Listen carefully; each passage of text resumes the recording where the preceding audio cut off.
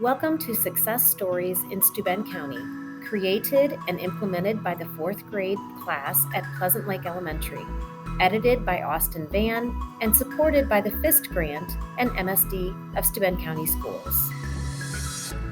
Hello, Mr. Powers. Thank you for coming out today. Welcome to Success Stories in Steuben County. This is episode 2. I'm your host, Remi, and I'm interviewing Mr. Powers. Good morning. Good morning.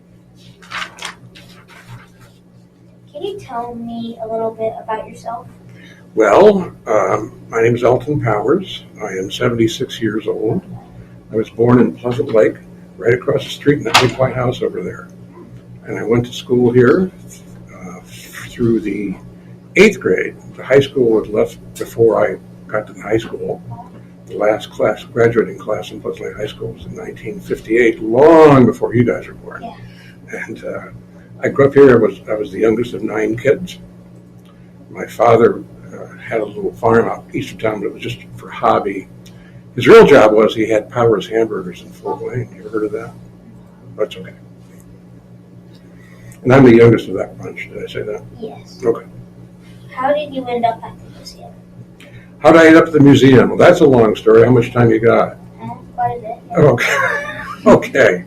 Well, I left Pleasant Lake in 1964 to go to college at Ball State University, and I became a teacher. And I was a teacher at North Webster Junior High School for 12 years. Then I went to Warsaw Schools for 6 years where I was in school administration. I was a principal. Then I went to Huntington North High School. Then I went to Delta High School. Then I went to Fort Wayne Community Schools, all as a principal of some kind, assistant principal usually. So when I retired, I came back to where I grew up. And I had a bunch of friends of mine who I'd grown up with who said, we ought to start a Pleasant Lake History Museum. And I said, yeah, right. How are we going to do that? And I kind of pushed them off for a long time. And they said, okay, let's give this a try, see if anybody is interested. So we had a little town meeting. We put out a notice. We're going to have a meeting. We had like 30 people show up. Yeah, we'd like to do this. And they would all, of course, like me to do it because they didn't want to do it themselves. So we got to have a place. We're going to do this. And the building we now have as a museum, it was originally built to be a doctor's office. The doctor in town had died and they wanted a doctor to come, but he came there. But the township owned it. It had become part of the fire department at one time, and it was a restaurant at one time.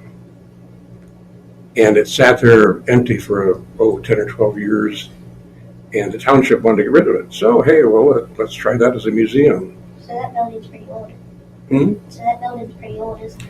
It was built in 1949. So it's not as old as I am, but then nothing's as old as I am. Yeah, and then we got it. We got it for free, which was, of course, exactly the right price. We started working on it to make it a museum, and then people found, hey, they have a museum down there. Let's see if this is going to work.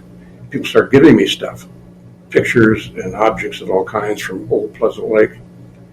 So we started putting it together, and it's been 5 years in the making. It's one of those projects that'll never completely be done because we'll keep adding stuff, changing stuff as we go along. I just picked up a new trophy the other day from the 1943 Pleasant Lake Spartans basketball team. So that's how it all came about. How does your job help our community? My job what? How does your job help our community? How does your job help our community? Oh, my job. Oh, I was a teacher. I was not here. I was a teacher in North Webster and then school administration. But I worked in public schools for almost 40 years. And I was a history teacher. So the history part of it led me back to doing the history of Pleasant Lake. Most people don't realize what a thriving little town this was at one time. It's almost all gone now, except for the houses and the school. Has your job taught you anything? Oh, well, I keep learning stuff. The most important advice I would give anybody, especially your age, is to keep learning, get an education. history is always new, even though you're talking about old stuff. I keep learning things all the time. I learned, even though I grew up in here, my parents grew up here in Pleasant Lake, my grandparents grew up in Pleasant Lake. I keep finding new things about Pleasant Lake I didn't know before every time I start looking into what was going on around here back in the late 19th, early 20th centuries, when this was a real thriving community. Did you have to go to college? Yes, for what I wanted to do, I needed to go to college.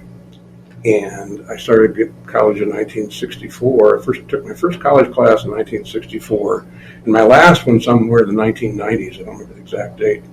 So I kept taking college classes for a long time. It was important to me to do that for what I wanted to do.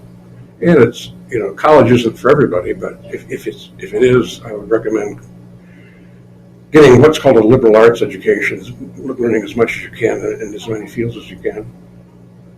Did you need a good GPA to get this job? You need a good GPA for anything. So again, the advice I can give everybody, again, especially guys your age, do as well as you can in school. And it doesn't have to matter if you like history or you don't like history, or you like math, you don't like math. Do as well as you can in all of them. Because you never know what those are going to lead to. Most people aren't going to go into the same job and stay there forever. They're going to change jobs.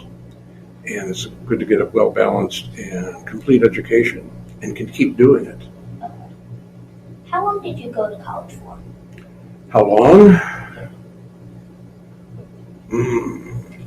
Wow. Well, again, as I said, I started college in 1964, and I kept taking college classes off and on. I didn't do it all the time until about 1991 or something like that.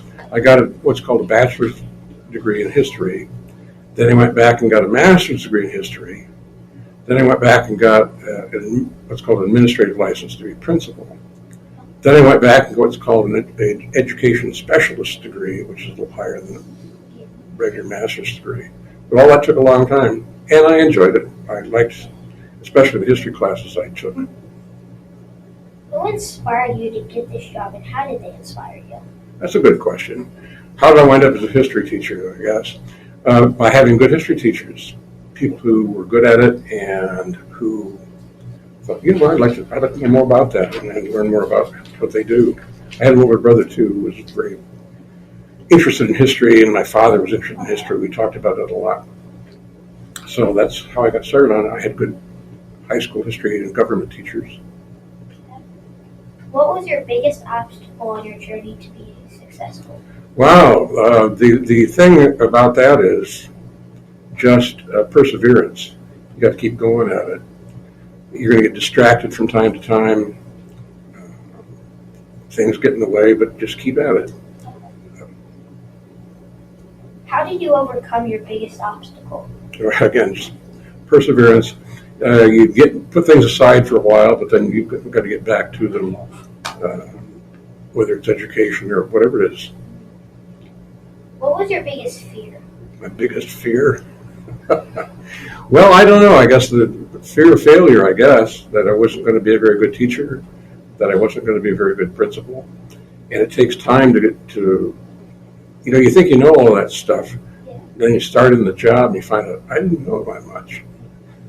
The experience is a good way to overcome fear. For example, if you're afraid of speaking in front of a group of people, the best way to overcome that, speak in front of a group of people. Keep doing it until you're comfortable with it.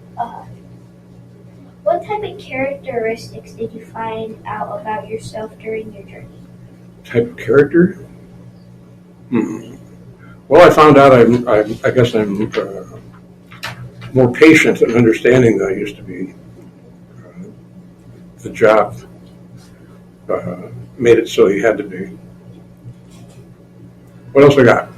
Thank you for coming out today and help teach us about successful people. I hope to visit the museum. Thank you again. Hope you enjoy the rest of your day. Well, I hope all of you can come out to the museum sometime. It's an interesting place. You'll find out a lot about Pleasant Lake you didn't know.